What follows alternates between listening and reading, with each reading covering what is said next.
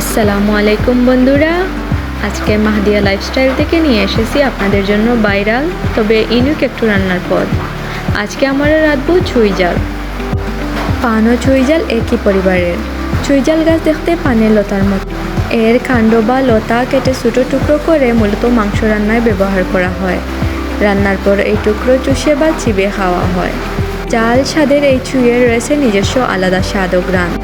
বর্তমানে দেশের প্রায় সব জেলাতে এর জনপ্রিয়তা বাড়ছে। মূলত রান্নার জন্য ছুঁই জালের কাণ্ড ব্যবহার করা হয়। এটি খেতে যেমন জাল ও সুস্বাদু, তেমনি এর উপকারিতা। মুখের রুচি, পেটের সমস্যা, গ্যাস্ট্রিক, মানসিক অবসাদ ইত্যাদি দূরীকরণে এর জুড়ি নেই। রান্নার পদ্ধতিটা আর সকল মাংসের তরকারি রান্নার মতোই হয়ে থাকে। ভিডিওতে খেয়াল করলে আপনারাও তা বুঝতে পারবেন। তো এতটুকুই ছিল আমাদের আজকের আয়োজন। বাড়িতে রান্নাটা সবাই খুব পছন্দ করেছেন। আপনাদের এই ভিডিওটি ভালো লাগলে অবশ্যই কমেন্ট করে জানাবেন। আমাদের পাশে থাকার জন্য ধন্যবাদ।